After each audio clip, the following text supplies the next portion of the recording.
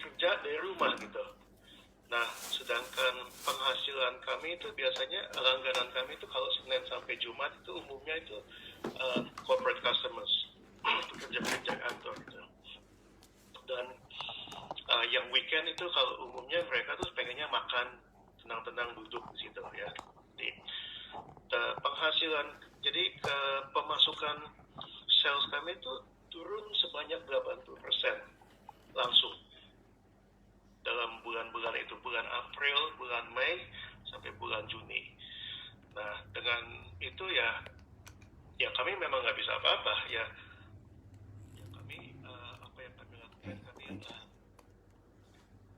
terpaksa beberapa staff kami mesti lepas gitu. Mirta. Ada beberapa yang staff kami yang kami nggak bisa lepas oleh sebab mereka itu betul-betul bergantung dengan pendapatan dari pekerjaan itu. Jadi kami sebagian waktu kami shift kami itu jadi maksudnya yang saya dengan istri saya Claudia saya kasih untuk beberapa staff kami supaya mereka tetap bisa ada penghasilan gitu untuk hidup. Ya itu suatu tantangan juga. Jadi kesatu penghasilan nggak ada gitu, jatuh 80%. Kedua, kami dalam satu hal lain mesti tetap pegang pegawai-pegawai kami yang betul-betul butuh penghasilan gitu. Sampai satu waktu bulan Juni, kalau nggak salah bulan Juni itu kami lihat-lihat keadaan wah dihitung-hitung ini mungkin kalau keadaannya begini terus ya mungkin dalam 2-3 minggu ya kami nggak bisa tahan lagi gitu. Dengan kata lain, arti lain ya kami mesti tutup. Tapi anehnya di situ ada kita nggak panik atau nggak stres atau apa, malah ya udah merasa di situ juga kami merasa ya udah kalau memang ini jalannya memang mesti begitu, ya kita nggak apa-apa lah gitu. Maksudnya kami udah coba beberapa jalan gitu untuk supaya bisnis itu tetap berjalan gitu sekuat mungkin ya.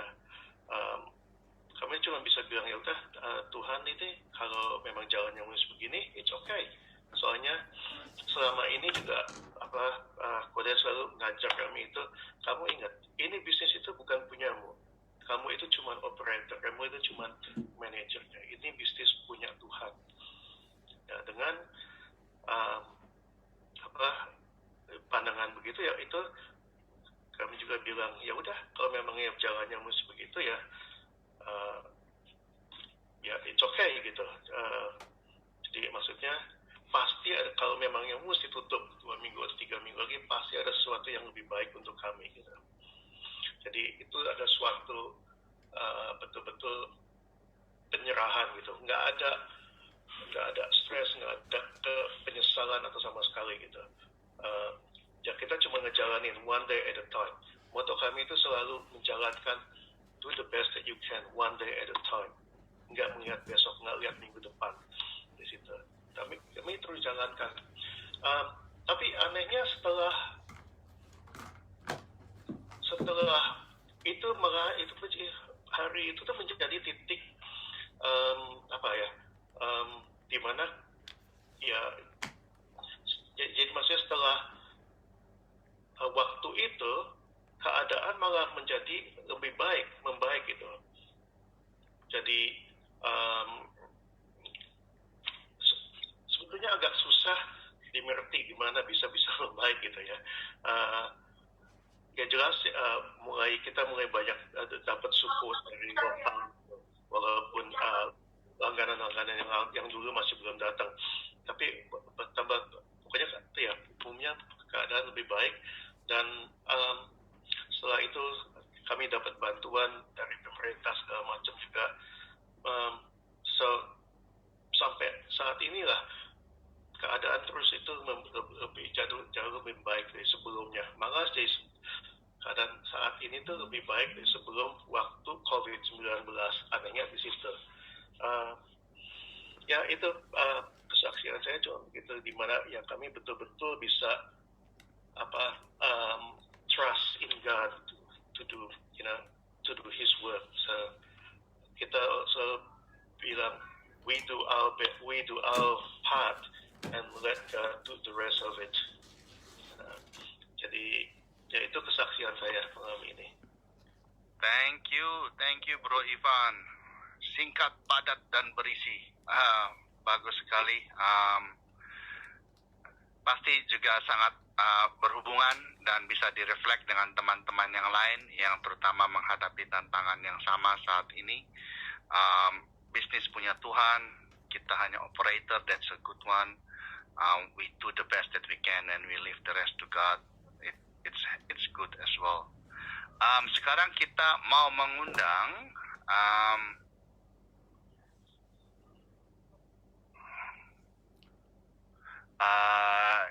ini ya, Bro Hemi Timotius.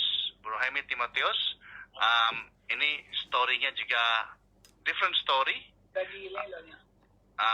Beliau adalah entrepreneur bergerak di bidang transportasi, mulai dari taksi. Kemudian ketika disrupt oleh Uber dan share ride yang lain, maka bisnis taksi terkena dampak yang cukup signifikan dan diversify ke tour and travel. Tetapi dengan adanya COVID, maka tour and travel juga terkena dampak karena people cannot go anywhere basically. Semua state goes into lockdown. Dan akhirnya Bro Hemi juga mulai usaha lain lagi. So it's a very different take on the same problem. So it will be very interesting to hear the story. So silakan Bro Hemi Timotius untuk memberikan kesaksiannya. Halo, selamat malam semuanya, bisa dengar ya? Selamat malam. Punya mikrofon ini jelas nggak?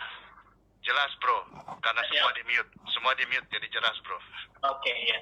Jadi basically kita mulai bisnis taksi itu dari tahun 96. Dari tahun 96 itu saya mulai bisnis taksi dengan sebagai driver, saya nyetir buat orang. Kemudian setelah itu Tuhan berkatin, kita bisa punya bisnis sendiri, terus kemudian kita bisa beli bisnisnya gitu kan. Nah setelah itu kita pikir bisnis ini kayaknya menjanjikan untuk ke depan gitu. Pada saat itu apa yang kita lihat itu dari sisi profit yang jelas gitu ya, karena menghasilkan, jadi kita berusaha untuk dari satu taksi ambil taksi lain, kemudian dari situ berkembang kita bisa kelola beberapa taksi gitu ya. Nah seperti yang tadi dibilang, dengan adanya share ride, bisnis taksi itu yang sebenarnya bisa jadi kayak good investment, tiba-tiba dalam satu waktu itu nggak ada nilainya sama sekali gitu.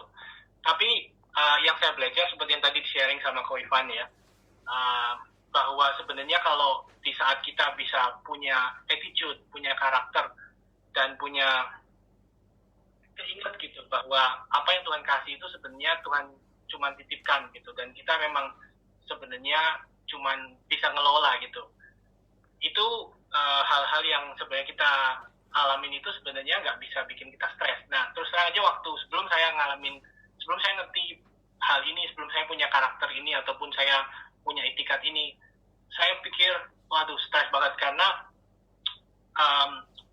apa yang kita beli itu kan otomatis kita harus bisa bayar kembali ke bank dan sebagainya gitu.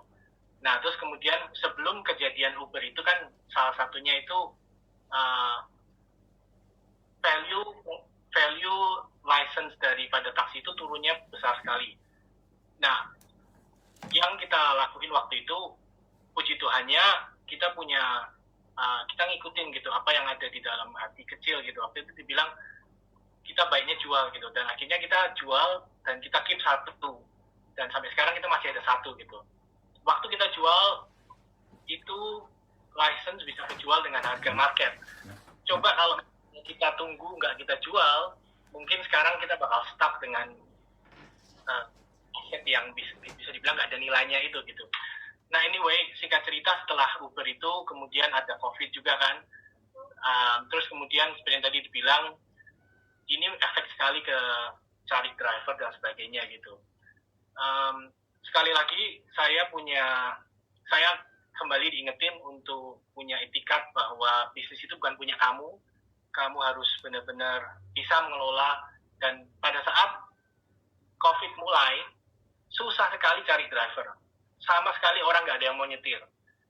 Dan saat itu stres mulai melanda gitu. Jadi saya punya pikiran, waduh ini gimana ini? Maksudnya kalau taksi nggak ada yang bisa jalanin, repot, saya nggak bisa ngurusin taksinya gitu, nggak bisa nyetir juga gitu. Tapi somehow setelah punya attitude yang benar gitu, bahwa serahin semua ke Tuhan dan benar-benar percaya bahwa Tuhan pada waktu yang tepat akan mengirimkan bantuan, itu yang kita alamin. Selama kita ngelola taksi dari tahun 96, saya bisa bilang tidak ada satu hari pun di mana taksi itu nggak ada driver yang nyetir. Jadi ada saja orang yang Tuhan kirim untuk nyetir taksinya gitu. Dan hari ini, tadi saya ketemu sama orang yang bisa bawa mobilnya untuk weekend. Selama ini ada orang yang bawa Senin sampai Jumat, terus kemudian weekend nggak ada. Tapi hari ini ada Tuhan kirim orang yang bisa nyetir weekend. Itu salah satu hal yang saya lihat penyataan Tuhan yang luar biasa buat bisnis. Kalau kita punya attitude yang benar pada saat kita bilang, Tuhan ini bukan saya ngerjain, Tuhan bantu dan sebagainya. Travel tadi dimention, itu yang saya lakuin setelah taksi. Tapi setelah ada COVID, semua tahu bahwa incoming flight nggak bakal ada sampai tahun depan, mungkin bulan Juli atau dan seterusnya, kita nggak ada yang tahu ya. Ya itu yang itu satu hal yang terjadi juga. Jadi kita sama sekali saya nggak bisa ngerjain travel juga.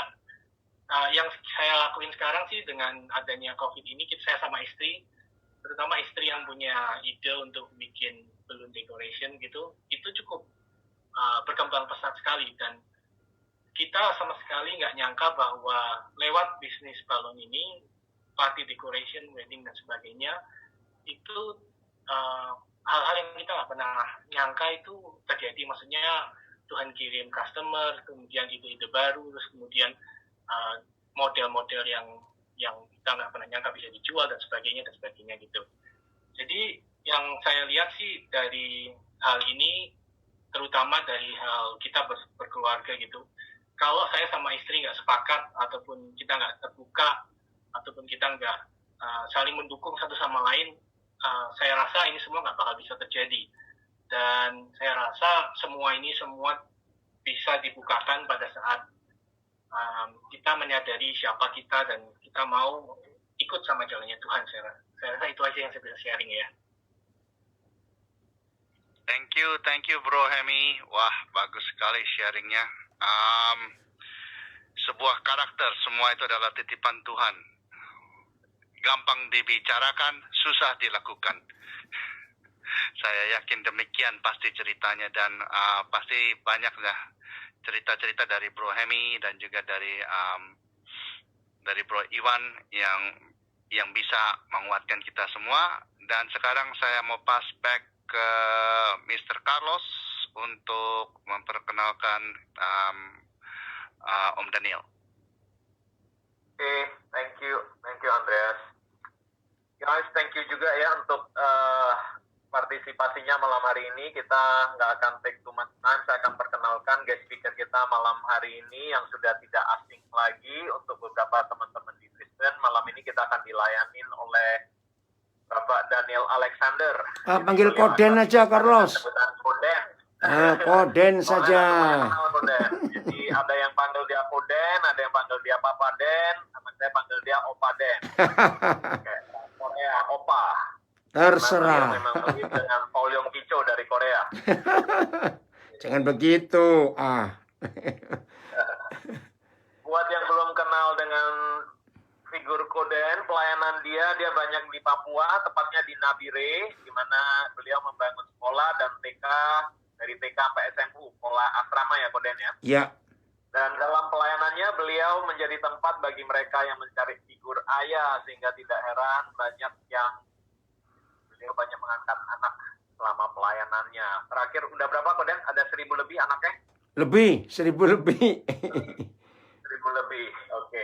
Saya rasa itu aja perkenalan singkat, dan nanti Koden akan cerita sendiri. Malam ini kita topiknya Trusting God When It Seems Hard. Jadi kita pengen dengar cerita dari Koden bagaimana selama berapa 30 tahun pelayanannya pasti menemukan masa-masa sulit seperti yang kita alami sekarang saat ini dengan adanya COVID, dan how kita bisa navigate around it, kita bisa tetap percaya dengan Tuhan dalam keadaan yang sulit seperti ini.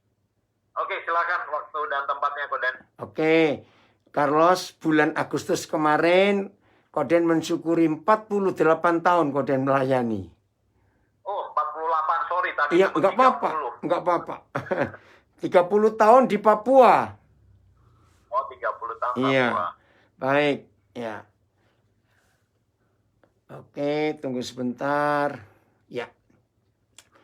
Terima kasih kepada persekutuan para usahawan yang cinta Tuhan secara internasional di Brisbane. Full Gospel Businessman Fellowship International Chapter Brisbane. Maaf saya menggunakan masker karena saya pakai studio anak saya dan ini tempat umum sehingga peraturannya harus pakai semua yang masuk ke ruangan ini. Tapi suara saya jelas ya? Oke, bagus. Jelas. Ya, terima kasih karena FGB MFI Chapter Brisbane mempercayai saya. Senang Hemi, Iwan, Papa lihat kalian kesaksiannya luar biasa. Baik, ya. Temanya menarik sekali. Ketika beberapa saudara saya share tema ini, ada yang bertanya, iya ya, apa betul memang begitu? Ketika kita mempercayai Tuhan, ternyata kelihatannya sulit sekali.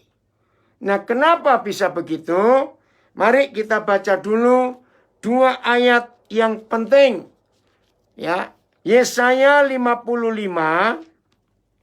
Yesaya pasal 55 ayat yang ke-7 dan 8.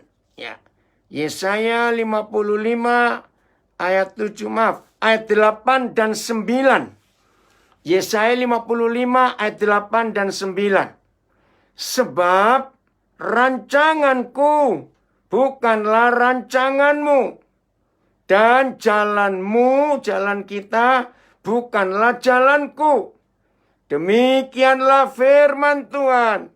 Seperti tingginya langit dari bumi, demikianlah tingginya jalanku dari jalanmu, dan rancanganku dari rancanganmu. Carlos bisa bukakan yang bahasa Inggris, NLT atau Amplified, Yesaya 55 ayat 8 dan 9.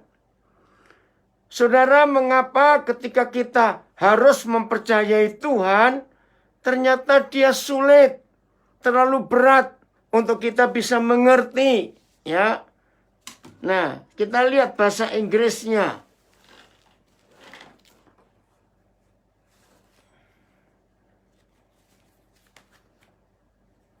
Oke, bahasa Inggris. Saya bacakan ya Koden. Ya, silakan.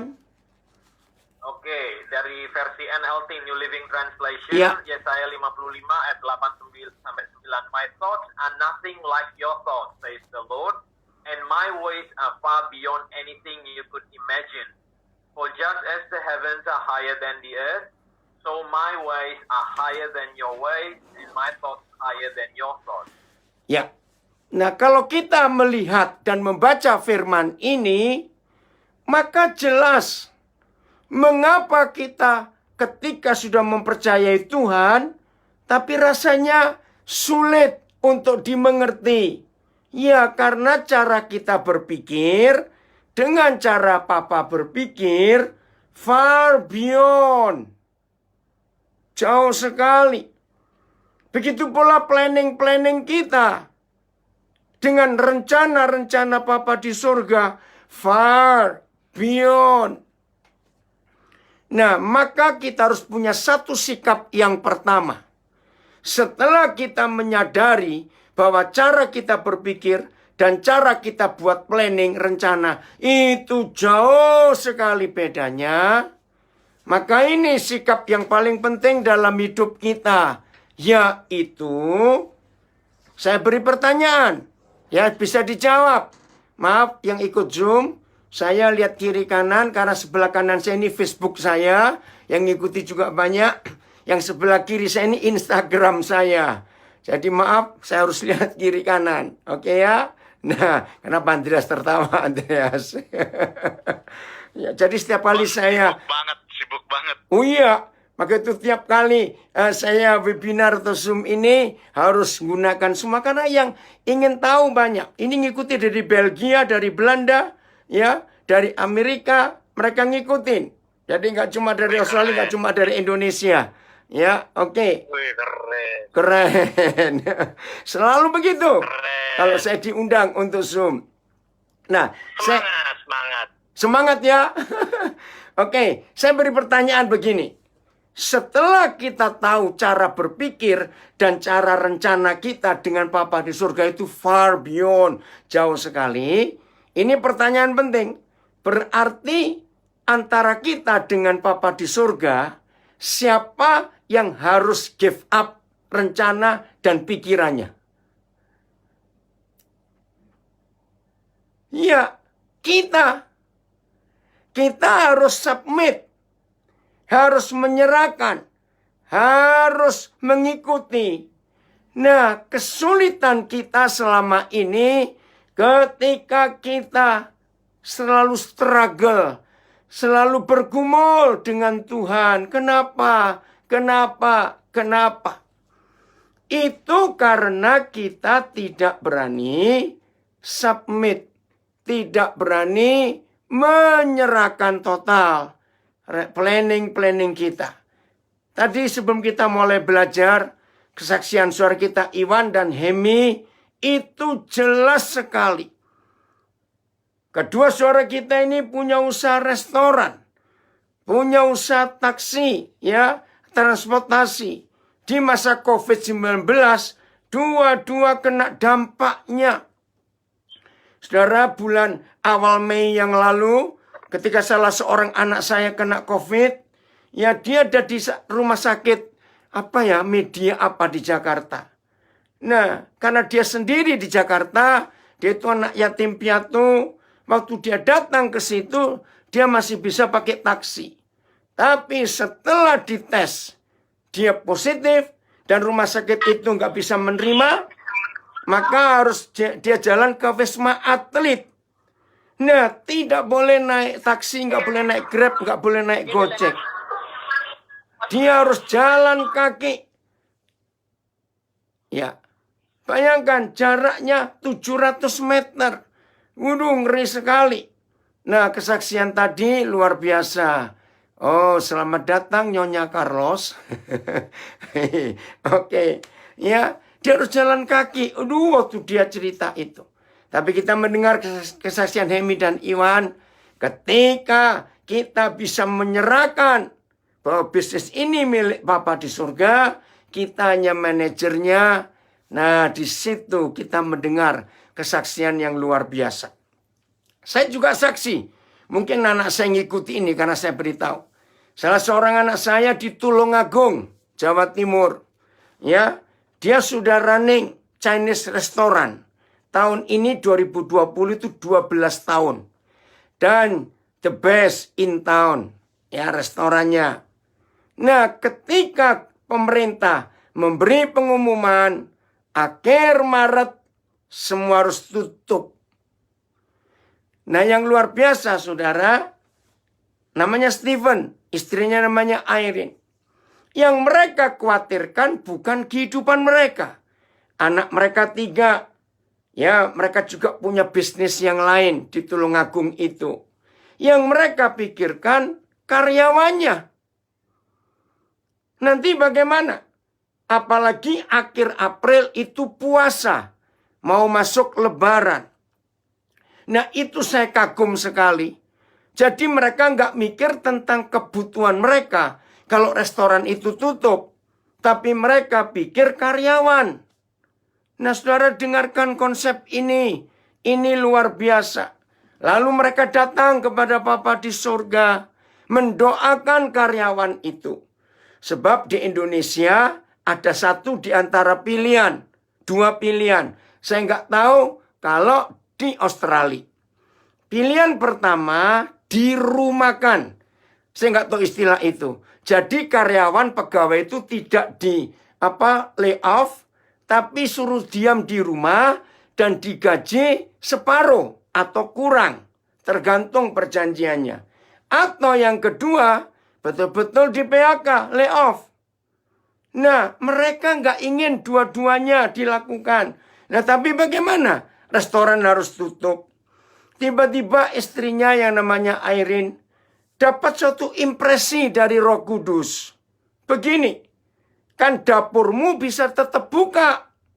Nah, saudara, sebagai manusia, nah percuma dapur dibuka kalau nggak ada yang makan. Karena nggak boleh dine in, nggak boleh makan di dalam. Dia bingung. Tahu-tahu Roh Kudus luar biasa memberikan wisdom, suatu heavenly idea, ide dari surga. Nah, di rumah restoran mereka itu ada 8 masakan yang the best. Dan itu paling laku. Saya nggak ingat semua, salah satu ayam kung pao, satu black pepper, ya, dari sapi, apalagi, ya tom yum, itu. Nah, terus mereka diskusi dengan Roh Kudus. Terus diapakan? Nah, kalian jual bumbunya saja. Loh, yang beli siapa kalau jual bumbunya? Nah, mereka nurut. Saudara, dan diberi nama aduk rata. Saudara bisa cek di Shopee ada, di Google ada. Aduk, diaduk itu loh, rata. Dan mereka tidak pakai bahan pengawet sama sekali. Nah, itu kan lebih repot. Bagaimana mau jual? Tapi mereka nurut. Mereka berkata kepada karyawan, memang harus tutup, tapi dapur buka. Jadi kalian kerja. Saudara, sampai bulan September ini, bumbu masakan mereka yang cuma 8 item itu sudah tersebar ke seluruh Indonesia. Hanya gara-gara dapat hikmat dari Roh Kudus. Nah, seminggu setelah Lebaran, jadi akhir Mei masuk awal Juni, mereka telepon saya sambil menangis. Loh, saya pikir ada masalah apa ini? Enggak, kami menangis bahagia. Ternyata sejak awal April, ketika aduk rata ini kami ikuti petunjuk Tuhan, karyawan mereka tidak berhenti kerja. Bahkan mereka bisa dapat THR, atau kata THR ya tunjangan hari raya. Bahkan mereka bisa menikmati, dan di situ karyawan melihat, karena mereka tahu pemiliknya ini anak Tuhan. Dan mereka tahu bagaimana pemiliknya berdoa kepada Tuhan Yesus. Saudara, kesaksian yang luar biasa. Jadi berkat. Nah, yang lebih hebat lagi dia berkata begini. Papa tahu kenapa? Selama 11 tahun kami kerja, 12 tahun kami kerja. Ternyata hasil selama COVID-19 ini dibanding bulan-bulan sebelumnya, justru ini lebih banyak hasilnya. Padahal restoran gak dibuka. Cuma jual bumbu saja. Sudah lihat di Shopee atau di Google, hebat. Nah, maka itu saudara, kalau dalam hidup kita berani menyerahkan, menaklukkan ide-ide kita, rancangan-rancangan kita kepada Bapa di surga, maka trusting God bukan seems hard, tapi seems easy. Mudah sekali. Asal kita berani menaklukkan keinginan kita kepada Dia. Oke, sekarang kita belajar tentang Maria. Semua tahu ya Maria? Oh, keren sekali. Begini, siapa pernah membayangkan, oh Diki kamu hadir, senang nak Papa, kamu hadir dari Bekasi. Bekasi aman ya? Ya. Saya Dedi, ya dari Manokwari dan dari mana-mana. Saya mau cerita. Apa yang terjadi pada Gabriel? Tahu ya Gabriel? Kalau dia diutus ke dunia, mencari gadis yang zaman itu mau hamil sebelum menikah, tetapi Papa di surga tidak menunjuk spesifik Maria di Nazaret. Tapi Papa bilang begini kepada Gabriel, Gabriel, mulai besok kamu turun ke dunia. Cari gadis yang mau hamil sebelum menikah. Kira-kira Gabriel perlu berapa tahun ya? Turun ke dunia hari ini. Dia keliling-keliling. Hei gadis-gadis, siapa mau hamil sebelum menikah? Masih ingat hukum zaman itu? Berzina, di stoning, dilempari batu sampai mati. Zaman itu. Hamba Tuhan, gembala dari Karawang hadir, puji Tuhan. Saudara, berapa tahun? Enggak tahu. Hari ini turun keliling-keliling, enggak ada. Dia pulang ke surga lagi. Besok turun lagi cari tempat lain. Hei, siapa mau ambil sebelum menikah? Saudara, Papa langsung menunjuk kepada Maria. Kamu turun ke Nazaret, temui Maria. Nah, Maria itu mempercayai Tuhan walaupun bukan sulit. Not just a hard, but very hard. Kenapa? Mati. Tapi kita buka Lukas 1. Nah, inilah bukti bagaimana Maria menggenapi Yesaya 55 ayat 8 dan 9. Saya baca mulai ayat yang ke-35. Ya, Maria tanya, bagaimana aku bisa hamil? Aku belum bersuami. Ayat 35. Jawab malaikat itu kepadanya, Roh Kudus akan turun atasmu dan kuasa Tuhan yang Maha Tinggi akan menaungi engkau.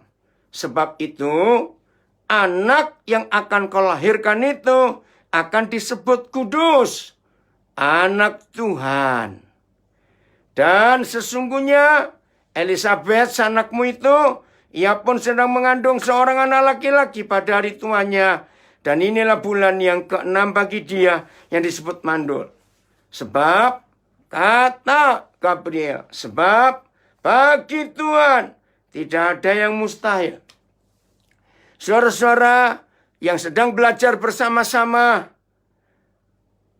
sambil kita memikirkan tema, berserah kepada Tuhan, percaya kepada Tuhan, tapi sulit, berat, susah. Kita belajar lewat Maria. Tadi kita sudah belajar lewat Iwan, lewat Hemi. Saya sudah sharingkan anak saya di Tulungagung.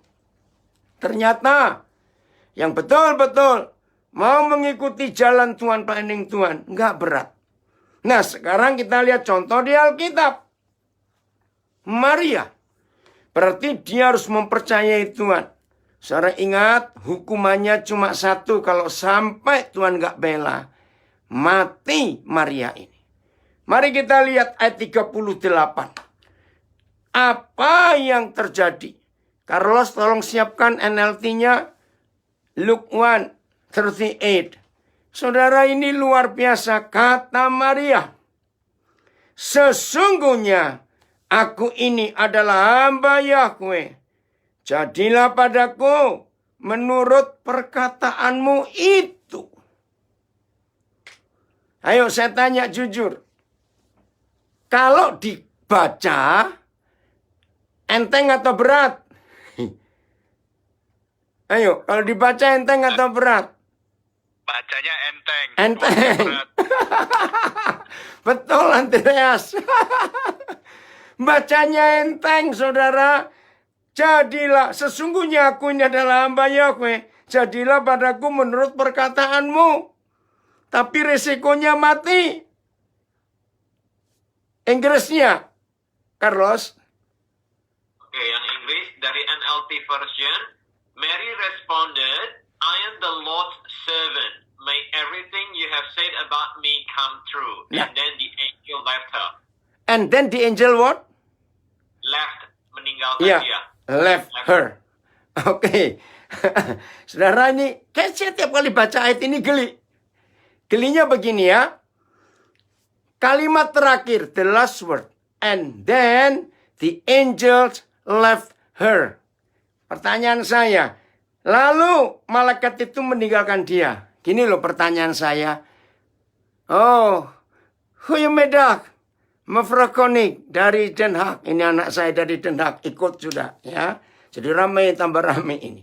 Nah, saya tanya kepada saudara, perlu nggak sebetulnya ditulis bahwa malaikat itu setelah dengar Maria jawab langsung pergi? Ayo, saya ingin diskusi. Siapa aja boleh jawab. Pak Suwiknyo boleh ikut jawab. Perlu nggak ditulis bahwa malaikat and then the angel left her? Saya pertama bingung. Iya, kenapa ditulis ya? Kan nggak perlu ditulis juga kita tahu. Ayo, jawabannya perlu tidak ditulis. Ayo, mana yang jawab? Kok nggak ada yang nulis? Kalau nggak ditulis, mungkin ada pembicaraan yang lain kali. Ya, oke. Tapi kan nggak ada, maka itu langsung pergi. Nah, tapi kan kita tahu, ya ngapain dia nungguin Maria sampai hamil segala? Ya dia harus balik dong ke surga, karena dia punya tugas yang lain. Ada satu orang lagi mau jawab, kenapa malaikat itu langsung ditulis, lalu malaikat itu meninggalkan dia? Mungkin karena malaikat percaya bahwa Maria bakal komit ke dalam perkataannya. Nah, justru Andreas kebalikannya. Mari kita jadi Gabriel. Ternyata Gabriel itu mikir gini loh. Siapa yang mau hamil sebelum nikah di zaman hukuman begitu berat? Nah, begini yang saya temukan. Maaf ya, jangan didebat. Ini cuma ya intermezzo ringan-ringan lah. Malaikat mikir begini. Dia mau hamil sebelum nikah. Ya udah, sebelum dia berubah pikiran, aku pergi dulu. Andreas, sama jatuh kamu. Loh, betul nggak? Ayo, kita mikir gitu nggak, saudara? Ayo, yang cewek-cewek ikut mikir loh. Ini luar biasa. Maka itu Alkitab ini, firman Tuhan itu harus dibaca dengan teliti. Nah, jadi kalau kita melihat, ada yang tertawa ini, Ensure 099 itu siapa, saya nggak tahu. Wak. Saudara, begini loh logikanya. Ini secara apa tema kita? Trust when trusting God seems hard. Sangat berat buat Maria untuk mengikuti. Tapi dia berkata, nah maka itu, oh Eni apa kabar? Ya, dengarkan saudara. Tadi kita percaya di Yesaya 50, masuk akal intermezzonya. Baik, tadi kita sudah baca Yesaya 55. Karena cara kita berpikir dengan cara Papa berpikir, cara kita buat rencana, dan cara Papa buat rencana far beyond, jauh dari pemikiran kita, maka kita ambil keputusan, ya lebih baik kita yang menyerahkan semua planning, rencana, ide kita kepada dia. Nah, sekarang tentang Maria juga kita menemukan jawaban. Ternyata untuk percaya, trusting God, itu tidak merasa berat kalau saudara dan saya punya sikap hati seperti Maria. Apa itu? I am your servant. Aku ini hambamu. Nah, kata servant itu artinya slave. Saya ingat zaman perbudakan dulu, tidak ada hak sama sekali bagi seorang budak. Nah, jawabannya, kalau ada di antara kita murid-murid Tuhan Yesus, ya betul, manusia suka berubah-ubah pikiran. Betul, Arnold Pinontoan. Maka itu malaikatnya cepat pergi sebelum berubah pikiran Maria itu. Nah, saudara, yang menyebabkan kita merasa berat untuk mempercayai Tuhan, karena kita punya planning, punya ide sendiri. Nah, Andre, Kamu harus pegangan dulu ya. Om Den mau cerita lagi, pasti kamu akan lompat-lompat ini. Tahun 78, saudara, saya diminta mimpin retreat remaja, teenager. Di pedalaman Kalimantan Tengah, Tamiang Layang. Oh, itu naik perahu ya. Dari Banjarbaru, lewat 3 sungai baru sampai. Nah, judulnya Yesus itu Tuhan. Nah, setelah saya sharing cerita semuanya, saya tanya pada anak-anak remaja itu. Nah, sekarang saya tanya kepada kalian. Apa hal yang paling sulit untuk kalian serahkan kepada Yesus yang adalah Tuhan kalian semua? Banyak yang tanya, oh luar biasa. Tapi ada satu saudara yang saya mau marah, mau tertawa, saya nggak tahu. Begini, anak laki. Oh, kata-katanya sangat rohani, manis. Saya pikir ini di pedalaman. Listrik aja nggak ada. TV nggak ada zaman itu. Tapi ada seorang anak muda yang begitu polite.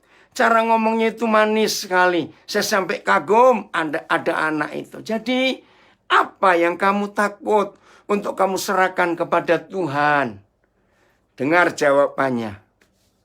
Jodoh, Om. Oh ya? Kenapa takut menyerahkan jodohmu kepada Tuhan? Andre, pegangan kamu.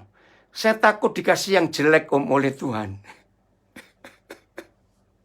Nah, saudara, saya tadinya mau marah. Oh, Parlot pernah pelayanan di sana. Tahun berapa itu?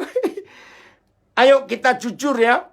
Setelah saya mau marah, karena ini anak kok begitu. Nah, waktu itu saya juga belum menikah. Ayo Andreas, kamu jawab ya. Awas kamu gak jawab. Ayo jujur. Kalau kita belum menikah, ide anak itu masuk akal nggak? Ayo jawab. Masuk akal. Masuk akal. Kalau Tuhan kasih yang jelek, bagaimana? Saudara, sejak itu saya belajar. Mengapa mempercayai Tuhan, trusting God, seems hard? Karena kita tidak mau bersikap slave, hamba. Kita punya planning terlalu banyak. Sehingga kita beranggapan Tuhan akan ngerecoki. Tahu kata ngerecoki? Tuhan akan nyampurin semua. Apa yang planning-planningku ini. Nah, bukan begitu. Kalau kita hidup di dalam kebenaran. Percaya bahwa Tuhan itu luar biasa, planningnya yang terbaik. Amin. Kita harus percaya itu. Oke. Yang berikut, Maria. Jadi nama Maria itu artinya, saudara, taat. Raymond, who hated met you? Dari Bandung ini, koordinator dari Bandung juga di Sadewa sekarang. Ini ada saudara dari Belanda, dari Bandung. Nah, sekarang kita belajar. Jadi Maria itu artinya taat. Maaf, saya cuma guyon saja. Kalau ada di antara kita yang sedang belajar hari ini, yang punya nama Maria, tapi nggak pernah taat, lebih baik ganti jadi Mario saja. Oke? Karena nggak pernah taat. Oh, Maria itu artinya luar biasa. Contoh yang berikut. Yosef in Egypt. Yusuf waktu di Mesir. Ayo, kira-kira masih ingat kisah Yusuf? Berat nggak ketika Yusuf harus mempercayai Tuhan?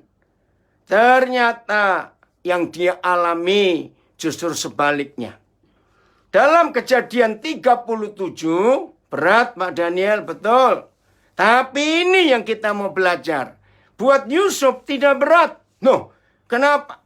Karena sepanjang Yusuf mengalami penderitaan, siksaan yang begitu mengerikan. Tidak tertulis di satupun ayat tentang hidup Yusuf. Dia berdoa, dia mengadu, dia menjerit, minta tolong ke surga. Tidak ada. Dia enjoy, dia nikmati. Ini yang luar biasa.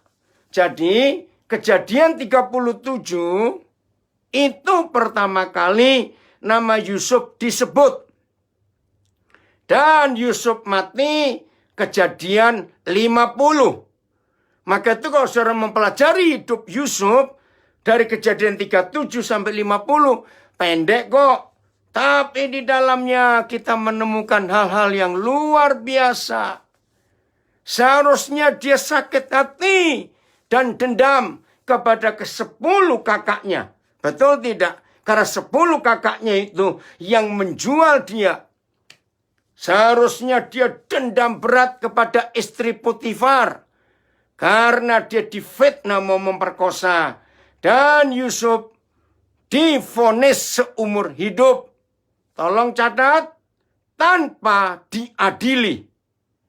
Dan tidak punya hak untuk appeal, untuk membela. Tidak boleh. Habis. Tapi luar biasa. Ya, Carlos tolong bacakan supaya kita tahu bagaimana caranya Mesir memenjarakan Yusuf. Mazmur 105 ayat 17 dan 18. Tolong bacakan bahasa Inggrisnya. Mazmur 105 ayat 17 dan 18. Wih, ngeri sekali. Dalam bahasa Indonesia, diutusnyalah. Nyanya huruf besar. Jadi nyanya adalah papa di surga. Bukan kakak-kakaknya. Diutusnyalah seorang bernama Yusuf untuk mendahului mereka. Bagaimana keadaannya? Baca Carlos. Ayat 17-18. Thank you. Mazmur 105, 17-18. Then he sent someone to Egypt ahead of them. Nah, Joseph, he. who was Pelan-pelan. He-nya huruf besar ya. Dan he. Cuman NLT tulisan kecil ya? Oh kecil ya. Oke, tapi jelas itu Tuhan. Lanjut 18. Okay, they bruised his feet with fetters and placed his neck in an iron collar. Nah, iron collar. Bukan dasi sutra, merek Calvin Klein. Kakinya bruise. Ya, bukan tight. Bedakan, diikat dan dijepit. Kalau cuma dibelenggu, diikat, masih ada loose kecil. Tapi ini bruise. Dijepit, saudara. Itu Yusuf. Nah, kalau kita kembali ke tema kita, itu nggak sekedar seems hard, tapi very hard. Nah, apakah Yusuf ngomel? Tidak. Dia tetap percaya Bapa. Nah, ayat 19, Carlos. Ini hasil saudara dan saya berani trusting God whatever be. Apapun yang terjadi, kalau saudara dan saya berani trusting Him, mempercayai Dia, ini yang Tuhan kerjakan atas kita. Ayat 19. Until the time came to fulfill his dreams, the Lord tested Joseph's character. Oh, kalimat terakhir bagus. And the Lord what? Tested Joseph's character. Tested. Tested, ya. Iya. Mengetes. Wah, itu nggak ada di bahasa Indonesia. Terima kasih. Saudara lihat. Until. Indonesia sama. Sampai. Firman-Nya sudah genap. Fulfill his dreams. Nah, ketika kita mempercayai Tuhan, rasanya sulit. Ingat kesaksian Iwan tadi? Aneh. Justru di masa pandemi COVID-19, resto mereka, wah aneh sekali. Sudah semua dibatasi. Nggak boleh ada orang dine-in duduk, hanya take away. Hemi harus jual salah satu taksinya. Tapi trusting God. Mempercayai Papa, saudara, itu penting sekali. Oh, terima kasih terjemahan NLT luar biasa. And the Lord tested Joseph's character. Karena akan jadi orang hebat. Kalau karakternya nggak dibentuk, mau jadi apa? Maka itu mari hari ini, saudara, kita jangan ragu-ragu lagi untuk berani mempercayakan hidup kita kepada Bapa di surga. Karena kita tahu yang terbaik selalu terjadi untuk kita. Asal kita nurut dulu. Nah, saudara dengarkan ya bagi yang belum tahu supaya tahu. Yusuf sampai hari terakhir dia hidup di dunia. Ini yang luar biasa. Dia tidak punya rekor dosa sama sekali. Musa punya daftar dosa. Nuh punya daftar dosa. Abraham punya daftar dosa. Daud punya daftar dosa. Salomo punya daftar dosa. Nah, di perjanjian lama, Yusuf ini salah satu dari cuma 2 orang saja yang gak ada daftar dosa. Maaf secara umum ya saya berkata. Nah, saya jadi ingin tahu bagaimana anak muda ini difitnah habis-habisan. Ternyata nggak punya daftar dosa. Tadi, Tuhan betul-betul bagi Yusuf nggak ada yang lain. Ya, dia trust the Lord. Serius. Nah, ternyata begini. Ketika Yusuf harus diuji, ya, dengan berbagai-bagai macam. Dari yang gak enak-enak sampai gak enak lagi. Kapan dia sempat enak? Kalau saudara baca Kejadian 39. Ya. Oh, Anita, kamu jatuh dari sepeda kemarin di Belanda. Tuhan menguatkan. Ya, Papa berdoa. Tuhan Yesus menyembuhkan. Nah, Yusuf mengalami itu semuanya. Dengan ucapan syukur. Dan tetap mempercayai Tuhan. Ini yang luar biasa. Coba bacakan Kejadian 41 ayat 14. Bagaimana model penjaranya Yusuf di Mesir. Kejadian 41 ayat 14.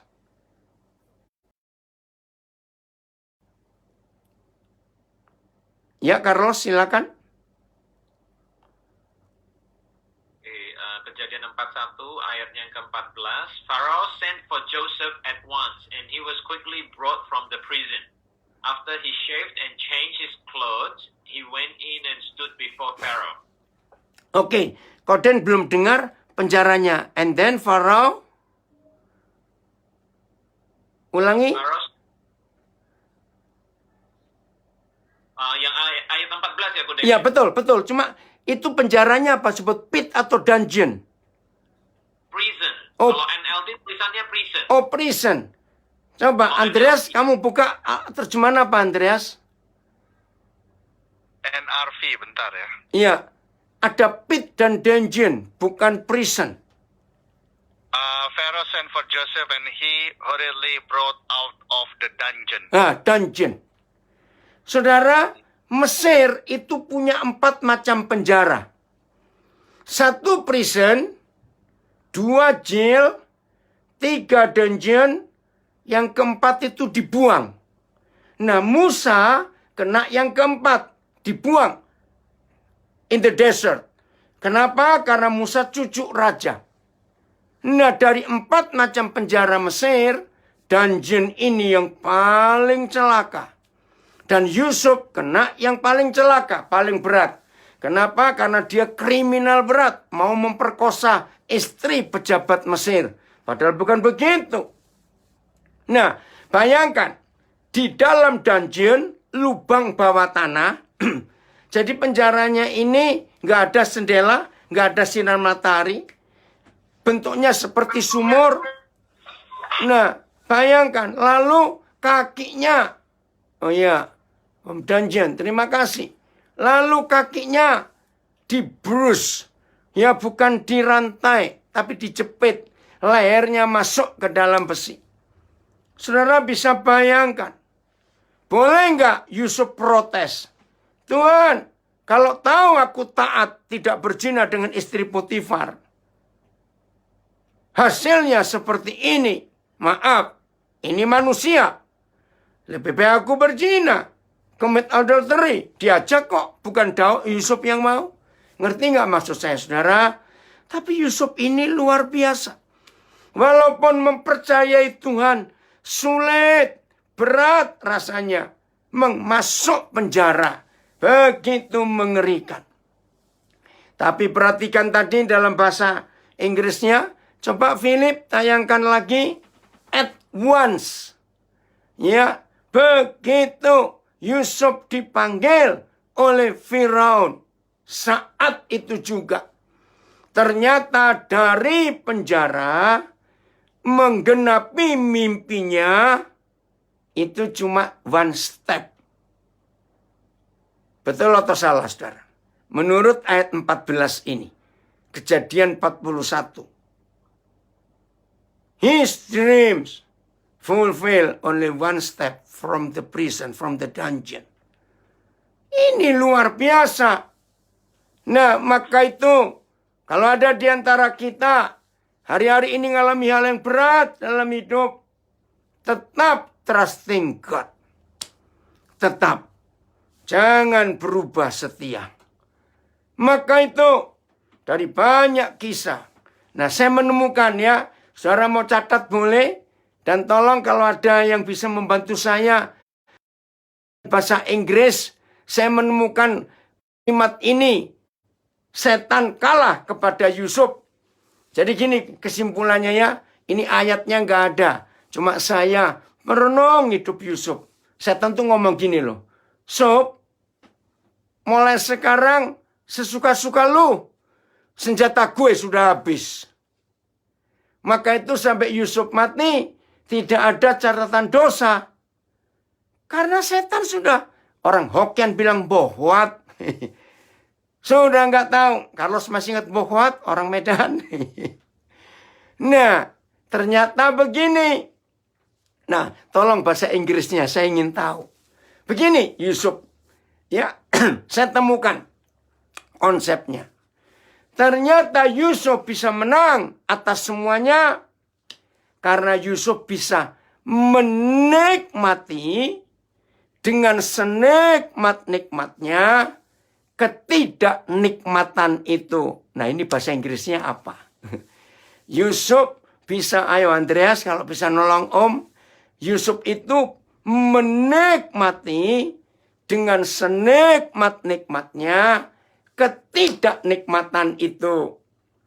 Nah, jadi kalau saudara dan saya mulai hari ini mengambil sikap Yusuf, bisa menikmati ketidaknikmatan dengan senikmat-nikmatnya, maka setan mundur semua dari kita. Kata iblis nggak mungkin. Ada bahasa Inggrisnya apa? Saya ingin tahu. Nikmati. Lagi dipikir. Oh, lagi pikir. Oke, Andre, Om tunggu ya. Enjoy the suffering to the fullest. Oke, setuju? Biar Rino, ulangi lagi Rino.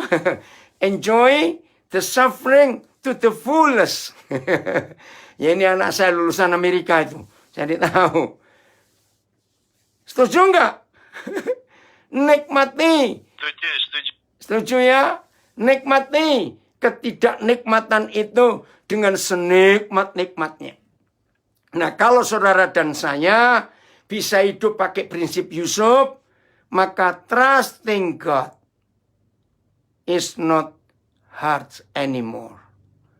Karena kita tahu. Nah, disitulah kalau saudara dan saya mau hidup seperti ini, setan nanti minggir semua. Karena setan tahu percuma ganggu orang itu. Jadi ini logika saya saja. Satu hari ada setan yang kurang pintar. Toto menggoda Yusuf. Nah, ada setan yang pintar tahu. Ngomong, hei setan. Gue beritahu ya. Percuma lu ganggu anak itu. Percuma. Jadi di antara setan-setan pun sudah saling memberitahu. Kalau Yusuf jangan diganggu. Percuma. Pasti kita yang kalah. Nah, saudara, dalam hidup kita, kalau kita mengalami ini, aduh luar biasa. Oke, bagian terakhir. Saya akan baca hidup Paulus. Ya, dalam perjanjian baru. Hidup Paulus. 2 Korintus 4. Mulai ayat 8. Ya, 2 Korintus 4. Mulai ayat 8. Mari kita mempercayai Tuhan. Saudara, Paulus kita kenal sebagai saudara kita yang hidupnya penuh penderitaan. Bayangkan 14 kitab yang tertulis atas nama Paulus di Perjanjian Baru. Padahal Perjanjian Baru cuma 27 kitab. Nah, tulisan Paulus itu dari Roma, kitab Roma, sampai Ibrani. Itu 14. Nah, 70% firman Tuhan yang kita punya sampai hari ini dalam Perjanjian Baru. Tolong catat. Ditulis di dalam penjara. Yang seharusnya Paulus protes dan berontak. Tuhan, kenapa engkau enggak bela aku? Bukankah aku memberitakan Injilmu? Betul tidak? Tapi justru dalam penjara itu, Paulus mendapatkan kebenaran yang jadi firman sampai hari ini. Kita bisa pelajari dan kita bisa hidupi. Keren sekali Paulus ini. Maka itu saudara, di masa COVID-19 ini hebat. Tadi pagi saya webinar lagi, seminar lagi lewat Zoom. Temanya unik. Nah, kalau saudara ingin ngikuti, bisa buka Instagram saya, Facebook saya. Begini, itu dari anak saya yang di Denpasar. Ini saya lihat tadi namanya ada di Zoom. Wimko dari Denpasar. Wim, tadi pagi Papa khotbah dengan penemuanmu. Dia nulis begini. COVID-19 Academy. Setuju nggak? COVID-19 Academy. Itu tadi baru muncul namanya. Luar biasa saudara. Memang di masa pandemi COVID-19 ini kita sedang kuliah. Kok nggak ada yang ngamen ya? Kuliah. Di sini kita semua diuji, dimurnikan. Amin. Kita diuji, kita dimurnikan. Maaf ya saudara, ini Indonesia. Ya, COVID-19 Academy. Betul, Carlos. Itu jadi keren sekali. Maaf, ya, di Australia nggak seheboh Indonesia. Gereja-gereja besar. Begini loh saudara, maafkan saya. Biasanya kalau sudah Jumat sore, para pemimpin pujian, worship leader, para singers, pemain musik, asyir gereja, bahkan istri-istri hamba Tuhan, bahkan gembala-gembala yang mau khotbah, maaf. Kalau sudah Jumat sore ke malam, semua saudara itu sudah sibuk hari Minggu nanti pakai baju apa, jas apa. Karena mau pelayanan. Betul? Tapi sekarang dengan COVID-19, aduh, ini seharusnya Minggu tanggal 20 September, saya khotbah di Jakarta karena dipikir sudah selesai. Yeay, Jakarta harus lockdown lagi. Maka tadi saya dapat kabar dibatalkan. Iya memang sudah nggak boleh lagi. Bayangkan saudara. Maka itu kita hadir di hadapan Tuhan tanpa yang wah. Dengan hati saja. Karena cuma di rumah. Nggak cuma work from home. Tapi Sunday service from home. Di rumah semuanya. Ayo kita mulai. Tuhan. Nah ini dia. Ayat 8. 2 Korintus 4. Ya. Mulai ayat 8.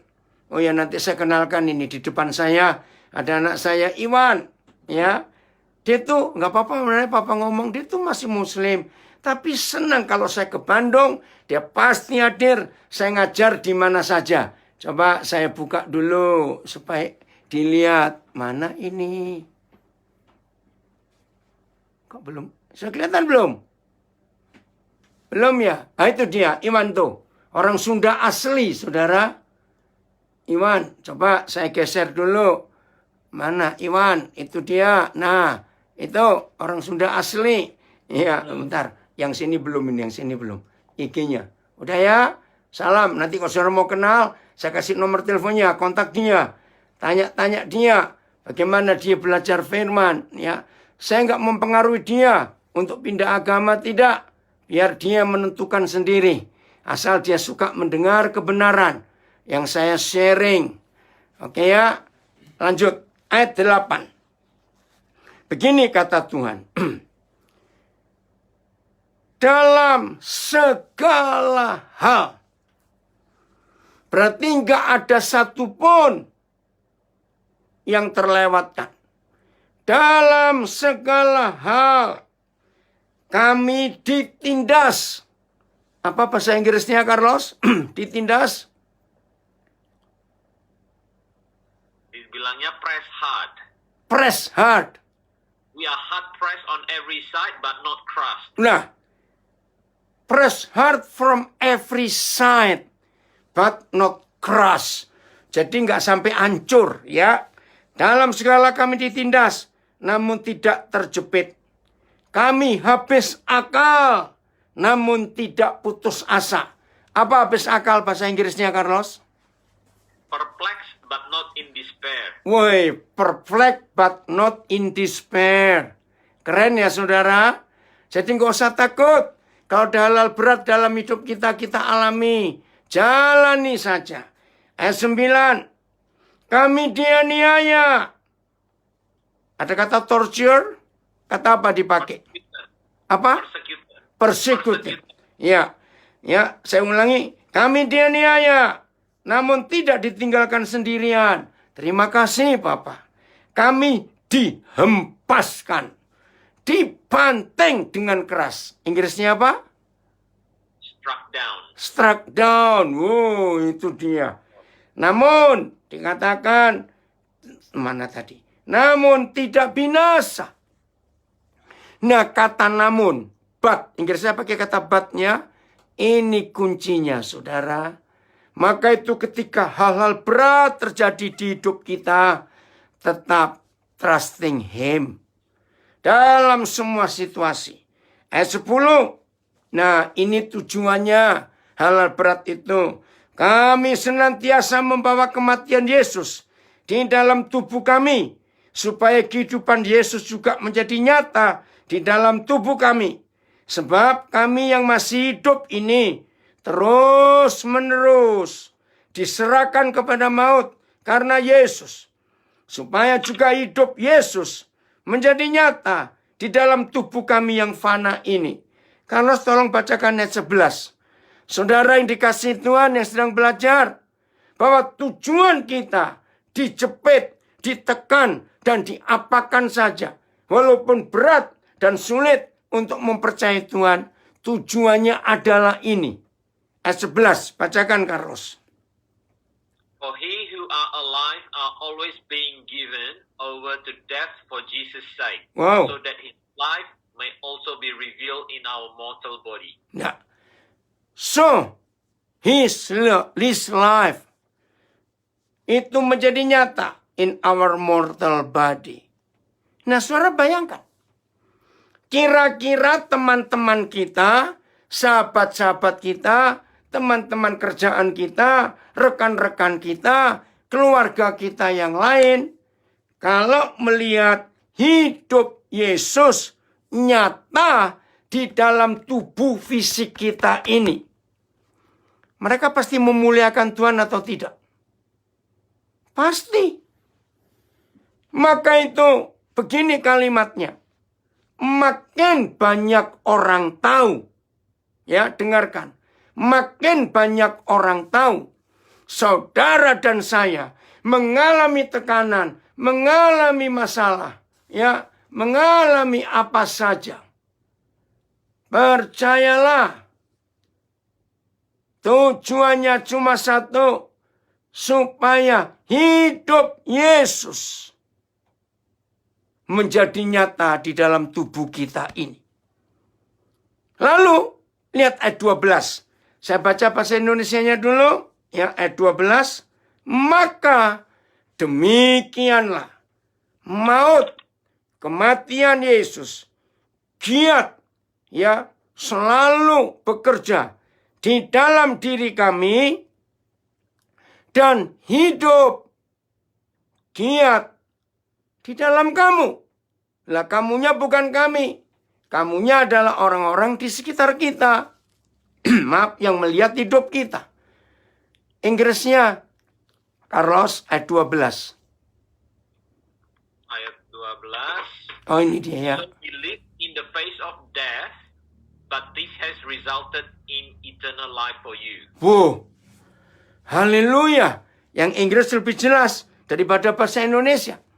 Begitu maut, kematian Yesus giat bekerja di hidup kita, ternyata hidup yang kekal, eternal life, itu dimiliki oleh semua orang yang ada di sekitar kita. Bukankah ini tujuan Injil? Supaya semua orang diselamatkan? Oh, luar biasa.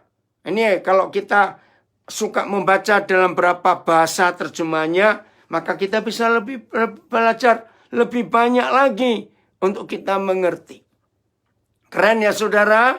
Kalau hidup yang kekal itu dialami oleh orang-orang yang kenal kita, yang tahu kita, karena hidup Yesus senantiasa.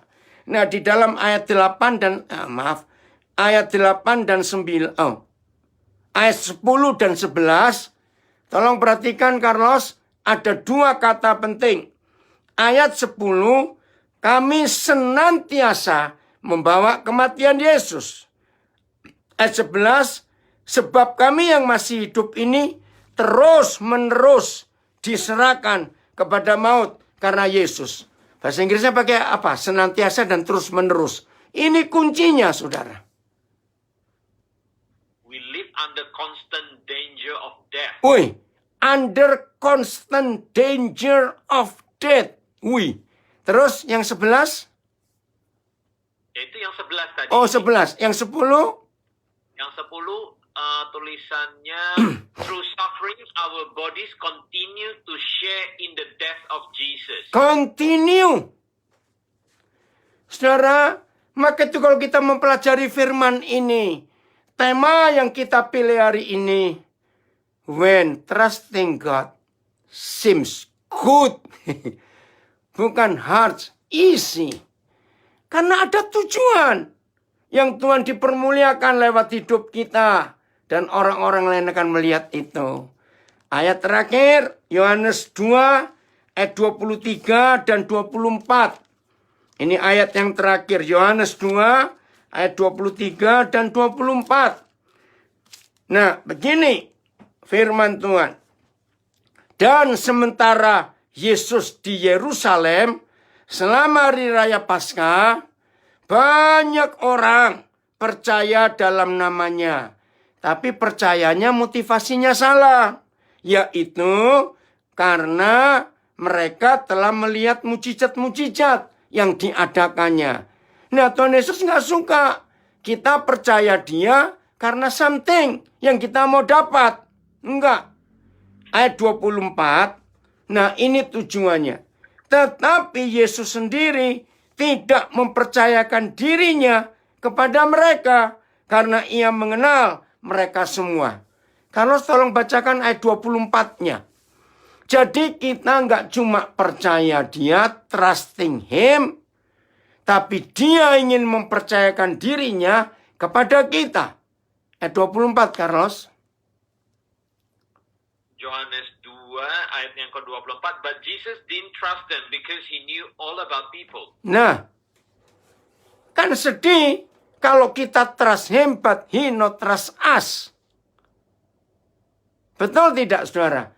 Jadi, kemenangan orang percaya bukan karena rajin Sunday service, bukan karena rajin berdoa, bukan karena rajin memberi persembahan.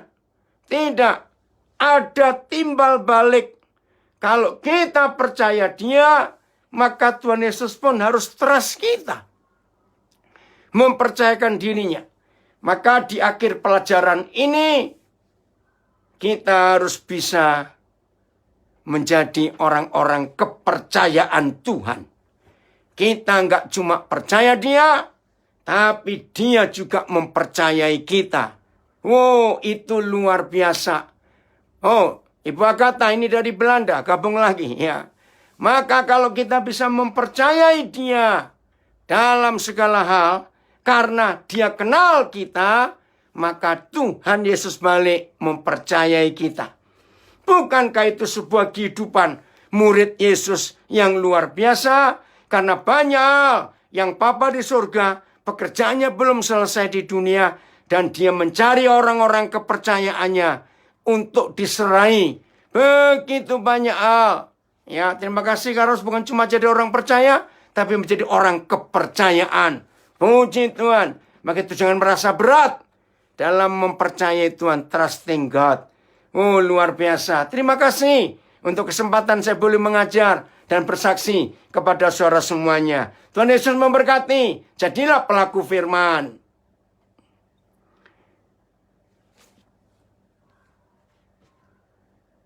Oke, Carlos, kita mau diskusin atau apa? Iya, ini Bro Andreas bisa ini juga bukain ruang ini ya buat question and answer. Mungkin ada yang mau bertanya, nanti bisa langsung di unmute aja. Siap. Kalau ada yang perlu bertanya bisa ditulis, nanti saya atau Bro Andreas yang akan bacakan. Boleh. Kalau mau langsung ya langsung unmute.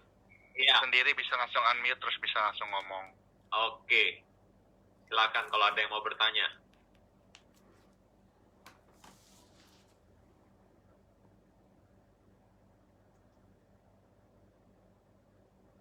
Kalau malu bertanya mungkin bisa ditulis aja nih. Jadi saya atau Bro Andreas nanti yang ini.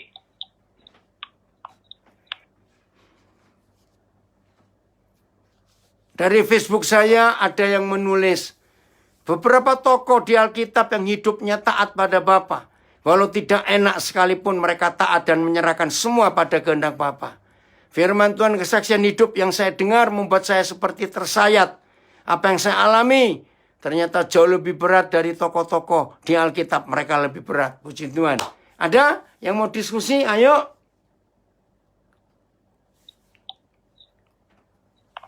Ini ada pertanyaan yang cukup menarik. Ya, Andre. Mengenai dosa yang tidak dapat diampuni adalah dosa menghujat Roh Kudus. Ya. Itu kira-kira maksudnya apa? Apakah karena dengan tidak percaya Yesus atau melakukan sesuatu meskipun Roh Kudus sudah mengingatkan kita agar jangan dilakukan? Ya. Yang pertama kita lihat firman itu muncul ketika Tuhan Yesus mengusir setan. Ada orang-orang Farisi ahli Taurat berkata, kamu mengusir setan pakai kuasa setan. Nah, itu menghujat. Blasphemy ya. Artinya tidak percaya waktu Roh Kudus bekerja. Kenapa dosanya nggak diampuni?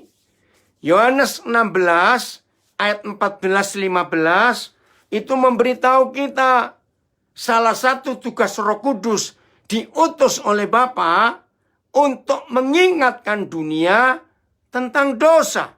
Yohanes 16, ya nanti baca ayat 14. Nah, setelah Roh Kudus tidak ada yang lain. Papa nggak ngutus siapa-siapa lagi, hanya Roh Kudus.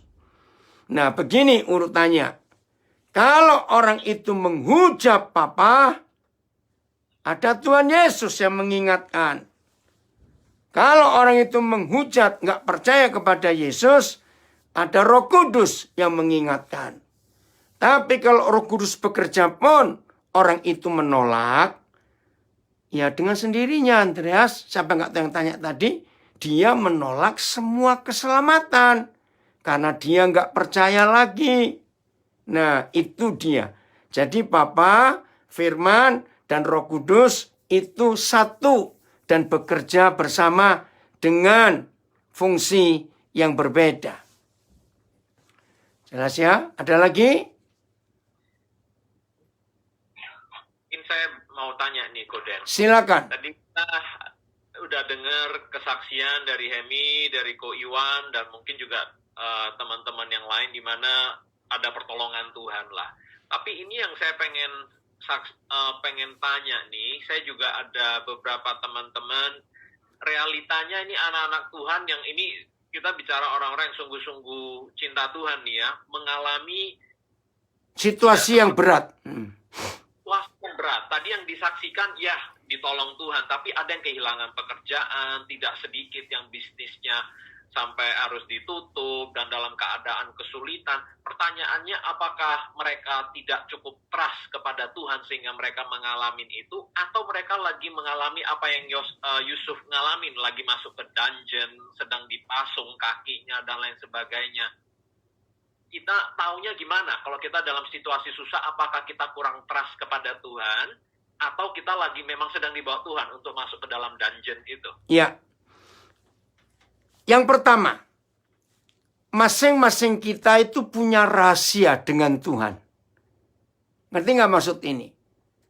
Karena yang tahu cuma kita dengan Tuhan. Oke? Yang kedua, Tuhan, Papa di surga akan selalu terlibat di hidup kita kalau kita mengizinkan Dia terlibat. Nah, ayatnya di Wahyu 3 ayat 20. Kita semua hafal ayat itu. Tuhan Yesus berkata begini, lihat, aku berdiri di muka pintu sambil mengetok. Barang siapa mendengar suaraku, ketok pintu dan buka pintu, maka aku masuk. Aku makan bersama dengan dia. Dan dia makan bersama dengan aku. Maaf Carlos, ini bukan kode menghakimi. Tidak. Seperti kesaksian anak di pedalaman tadi. Ketika dia tidak berani menyerahkan hak jodohnya kepada Tuhan, berarti Tuhan gak bisa intervensi tentang jodohnya. Ya sudah, kamu milih sendiri. Nah, artinya kalau kamu milih sendiri dan ternyata ada gak cocok, ada masalah di keluargamu, jangan salahkan aku. Karena kamu gak libatkan aku. Nah, Wahyu 3:20 itu jelas. Apa yang jelas? Tuhan Yesus aneh. Masa sih dia nggak punya kuasa untuk bisa masuk walaupun pintunya, kuncinya nggak dibuka? Coba jawab. Dia bisa masuk nggak kalau kuncinya nggak dibuka? Bisa masuk nggak? Kalau mau bisa. Bisa, karena dia Tuhan. Nah, di sini kita belajar, jadi Tuhan kita itu very polite. Dia sangat sopan. Dia nggak pernah dobrak. Dia tunggu kita izinkan dia atau tidak. Nah, ini mungkin. Mereka yang berusaha yang seperti itu mungkin untuk bisnis, untuk kerjaan, mereka nggak libatkan Tuhan. Ya, kalau Tuhan nggak libatkan, ya berarti Tuhan nggak mau terlibat, nggak bisa apa-apa. Nah, kesaksian, ya, Lord Jesus is gentleman, betul, sopan sekali, ya. Nah, dari berapa kesaksian tadi, Iwan, Emi, termasuk Steve yang di Tulungagung, karena mereka tahu mereka cuma manajer, bukan owner. Nah, Tuhan diserahkan, ini milikmu. Ya sudah. Nah, tadi pagi, waduh, saya dapat kesaksian yang luar biasa. Ada anak saya sudah menikah 8 tahun. Sudah berobat ke dokter kemana. Nggak tahu di mana gangguannya. Sehingga istrinya belum hamil. Nah, pertengahan Agustus yang lalu, dia di layoff. Tapi secara tidak adil. Ya memang alasannya COVID-19. Tapi ada beberapa prinsip yang nggak dilakukan oleh perusahaan. Waduh, dia marah-marah. Dia mau sue perusahaan itu. Wah, dia mau melapor polisi semua. Nah, dia cari saya bimbing dia. Ampuni. Kamu nggak boleh sue. Nah, saya pakai contoh Yusuf. Nikmati. Ya tapi kami makan apa? Nah, saudara, saya beritakan begini. Coba bacakan Pengkhotbah 9 ayat 10. Ecclesiastes 9 ayat 10. Itu yang saya katakan kepada dia sambil marah-marah. Nah, itu pertengahan Agustus kemarin. Ya, baru sebulan kira-kira. Bahasa Indonesia begini. segala sesuatu yang dijumpai tanganmu untuk dikerjakan, kerjakanlah itu sekuat tenaga. Sebab gak ada pertimbangan setelah orang itu mati. Bahasa Inggrisnya, Carlos? Whatever you do, do well. For when you go to the grave, there will be no work or planning or knowledge or wisdom. Nah, whatever ya you do, yang kamu kerjakan sekarang, kerjakan dengan sepenuh hati, doing well. Nah, terus saya tanya, nah sekarang ini kalian masih punya kerjaan apa? Masih marah-marah dia. Aku nggak punya. Tunggulah, jangan emosi. Nah, karena istrinya ada juga, saya selama COVID-19 ternyata saya punya bisnis online. Apa itu? Kuliner. Nah, kebetulan istrinya suka masak. Oh ya? Nah, terus saya tanya pada istrinya, kira-kira kalau suamimu ikut terlibat di bisnis ini, dia ikut bantu, ikut marketing, buat foto, masukkan ke online, semuanya itu, ya. Nah, bisa nggak cukupi? Oh, bisa. Apalagi ini makanan. Jadi untuk kami dua nggak perlu belanja khusus. Bisa ikut makan dari apa yang kami kerjakan. Nah, saya bilang begitu. Ya ampun, dasar cowok, saudara. Dia gengsi. Apa? Aku bantu kamu masuk dapur. Saya bilang, jangan sombong, jangan sombong. Pokoknya saya nasihati. Ini firman Tuhan. Yang dijumpai tanganmu untuk kamu kerjakan. Kerjakan sekuat tenaga. Jangan marah-marah. Saudara, nurut. Aduh, berapa hari kemudian istrinya telepon saya. Dia bilang terima kasih. Belum pernah selama kami menikah 8 tahun. Kami bisa mesra seperti ini. Kami kerjakan apa-apa sama-sama. Belanja sama-sama. Saya diantar suami. Ya karena saya di PHK. Tadi pagi saya dapat berita. Sampai saya ikut menjerit. Apa beritanya? Ternyata istrinya hamil, saudara, di tes hari ini. Bayangkan nunggu 8 tahun. Terus saya bilang, sekarang kamu telepon mantan bosmu. Bilang terima kasih aku di layoff. Ayo ngomong sekarang. Nah itu contohnya. Saudara, maka itu yang sedang alami kesulitan, terpuruk semua. Ayo periksa diri kita. Sejauh mana Tuhan Yesus terlibat di hidup kita. Sejauh mana. Makin dalam kita memberi kesempatan Tuhan Yesus untuk bekerja di hidup kita. Maka makin hebat Tuhan bekerja di hidup kita. Betul, Lolong. Ini anak saya menjadi kepercayaan Yesus. Makin banyak visi baru. Proyek ilahi harus kita kerjakan. Betul. Iya. Jelas, Carlos? Iya. Jelas. Ada yang lain?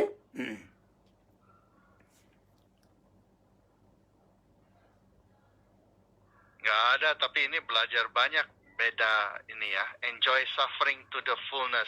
Amin. Kalau mau refleksi dari yang biasa yang saya dengarkan yang dari Santo Paulus adalah selalu dengan sukacita. Apapun yang terjadi, selalu dengan sukacita. Bahkan lagi susah pun, berdoanya juga selalu dengan sukacita. Wah, Andreas, kamu bisa jadi pengkhotbah loh, Andreas. Bagus itu. Copy paste. Copy paste. Tidak apa-apa. Tidak apa-apa. Keren. Nanti belajar dari Koden untuk jadi pengkhotbah. Dari Carlos saja. Belum Harus itu, harus. Nah itu, ada yang bilang harus. Ada Hemi, apa- kamu makan apa, Hemi? Hemi makan apa? Kok enak betul, Hemi? Oke, ada lagi yang lain? Ini ada Bapak Pendeta Arnold nih. Apa yang ini udah nyalain speakernya dia. Oke. Ya, ada suhu nih, ada Pak. Jadi saya pendengar aja dulu. Iya. Oke, ada yang lain? 1 menit lagi, siapa yang ini? Ayah boleh? Oh, dari Belanda. Alsjeblieft, mevrouw Hendrikman.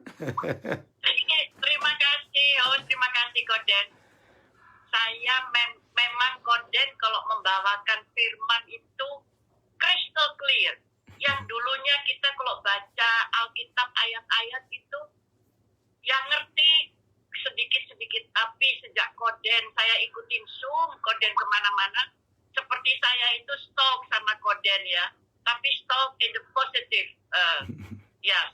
sense gitu. Saya jadi terbuka mata saya, jadi lebih mengerti dan jadi lebih melekat sama Tuhan Yesus. Betul kata Koden yang bilang, biarpun kita kecepit dalam keadaan apa, tapi tetaplah berharap Tuhan pasti menolong. Woi, Dan keren. Tuhan Yesus menolong itu tidak tanggung-tanggung. Misalnya kita minta sesuatu yang kecil sedikit aja, misalnya, wah dapatnya berlimpah-limpah. Itulah Tuhan kita yang hidup, yang kita sembah. Dan Koden itu saya anggap seperti Tuhan Yesus di Aduh. bumi. Karena karakter Koden itu saya tidak bisa ngikutin, belum bisa. Pasti bisa. Aduh, kalau Koden kesaksian bukan main, puji Tuhan. Memang Tuhan Yesus bekerja luar biasa di diri Koden dan sekitarnya. Amin. Puji Tuhan. Tuhan. Koden juga terima kasih. Terima kasih, host. Ada pertanyaan lagi dari yang lainnya, bisa di-unmute langsung. Denny dari Perth hadir juga. Jelas.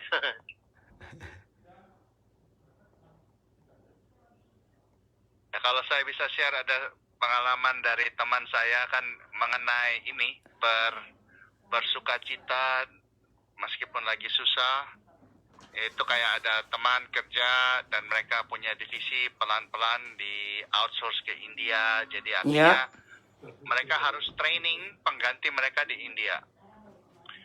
Jadi dia coba, namanya bersukacita artinya trainingnya juga dengan senang hati. Tidak ada ganjelan. Jadi semua dia training, semua pertanyaan dijawab, semua orang-orang yang di India dia perlakukan dengan benar. Akhirnya seluruh timnya pada akhirnya di make redundant, tapi dia sendiri tetap. Tuhan. Oh ya, Den. Papa lupa. Denny yang mana ini? Oh ya, Pak. Hebat. Betul sekali, Andreas. Kesaksian yang luar biasa. Oke, ada lagi yang lain? Kalau nggak ada, kita akan tutup. Ini kasih waktu 30 detik lagi untuk bertanya. Kalau nggak, kita akan tutup ini ya. Ya. Denny, Papa minta nomor teleponmu ya. Kasih ke host. Yang dari Perth. Ayo, siapa yang berdoa, Carlos? Sebelum berdoa, foto dulu Carlos.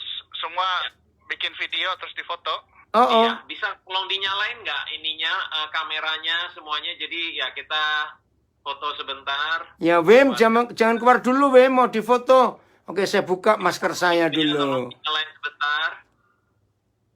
Udah, kita... Ya, oke, thank you. Ini videonya udah dibuka semuanya. Saya ambil fotonya sekarang. Oke. Ayo foto. Udah. Halaman 1 udah. Kita ke halaman kedua. Oke, pasang senyumnya.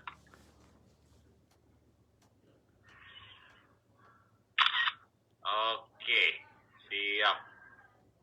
Oke, semuanya udah difoto. Kita minta ini nih, sesepuhnya kita, Om Sam, Samuel Matair, untuk tutup kita dalam doa kita, Om Sam. Oke, mari kita Kirim posting nanti ya. ya. Oke, mari kita bersatu. Mari kita bersatu dalam doa penutup ini. Tuhan, terima kasih Tuhan kalau kami boleh mendengar banyak kesaksian dan juga sharing dari Koden malam ini, begitu menguatkan, begitu mengingatkan kami untuk boleh tetap percaya pada Tuhan dalam saat-saat yang begitu sulit Tuhan. Ya. Dan kami percaya bahwa Engkau Tuhan yang akan melakukan banyak hal yang di luar pemikiran kami. Pikiran-Mu jauh jalan-jalanmu jauh lebih ke atas daripada kami Tuhan. Terima kasih Tuhan, terima kasih sekali lagi bahwa kami boleh memakai Zoom ini Tuhan. Amin. Untuk berfellowship, untuk boleh bertemu. Terima kasih Tuhan. Biarlah Engkau yang memberkati setiap dari kami. Dan biarlah firman-Mu boleh terus kami pegang dan kami lakukan dalam hidup kami Tuhan. Terima kasih Tuhan juga untuk Koden. Biarlah Engkau juga memberkati pelayanannya, kehidupannya, dan juga anak-anak yang ada di Nabiri Tuhan. Dan juga di mana-mana di seluruh dunia Tuhan. Biarlah Engkau juga menilik mereka satu persatu. Di dalam nama Tuhan kami, Yesus kami, terima berkat-Mu Tuhan. Amin. Amin. Amin. Puji Tuhan. Terima kasih Oke, untuk thank you semuanya. Koden. Thank you Koden. Oh, sama-sama.